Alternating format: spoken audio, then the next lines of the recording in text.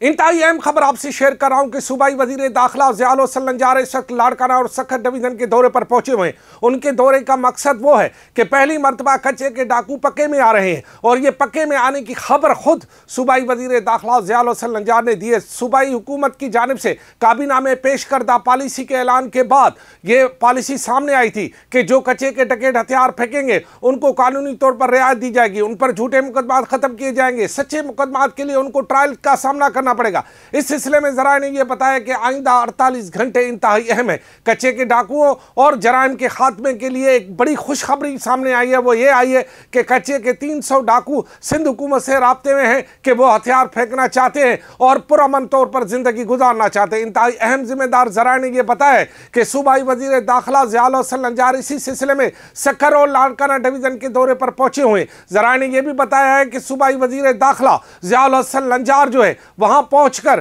पहले मरहले में इंतजामिया से ब्रीफिंग लेंगे और बताया यह जा रहा है कि जो पहले मरहले में 100 डाकू हथियार फेंकेंगे उन्हें मीडिया के सामने भी लाया जाएगा और उन पर जो झूठे मुकदमात है जो रियासत या किसी भी वजह से दाखिल हुए थे वो उनको मरहलेवार ख़त्म किया जाएगा, लेकिन जो सच्चे मुकदमात है उन्हें जो है ट्रायल का सामना करना पड़ेगा। मैं आपको बताऊं कि इससे पहले सदर पाकिस्तान आसिफ अली जरदारी ने खुद सखर आकर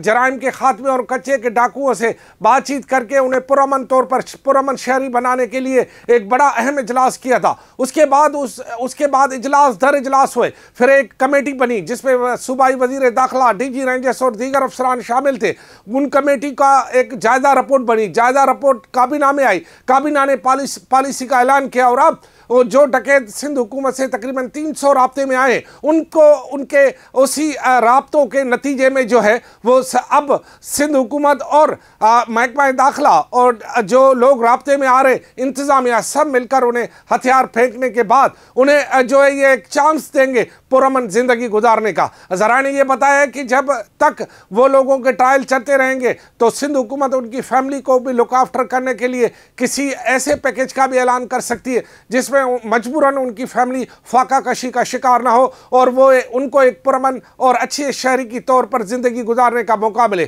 कच्चे के डाकुओं के लिए एक अहम खबर जो कि मैं आपसे शेयर कर रहा हूँ। वैसे तो पूरे सिंध को पुरअमन रहना और सारी सिंध को रोज़गार मिलना, उन्हें पुरअमन तौर पर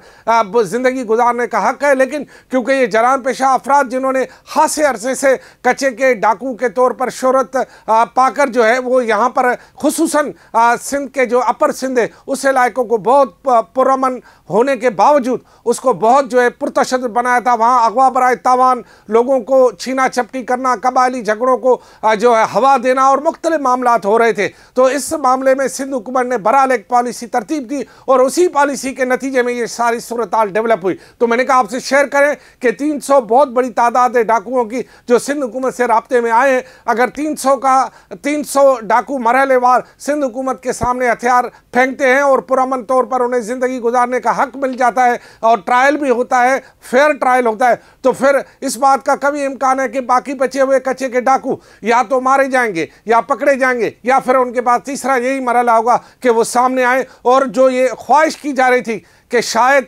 कच्चा कभी पुरअमन हो, इसकी तरफ शायद ये पहला कदम होगा। कच्चे का पुरअमन होना अभी बाकी है क्योंकि कच्चे के पुरअमन होने का सिर्फ ये एक मसले हथियार फेंकने से, डकैतों के हथियार फेंकने से कच्चा पुरअमन नहीं होगा, उसके लिए कुछ और भी करना होगा। बहरहाल कच्चे के डाकू अब पक्के पे आ रहे हैं। खुदा हाफिज़।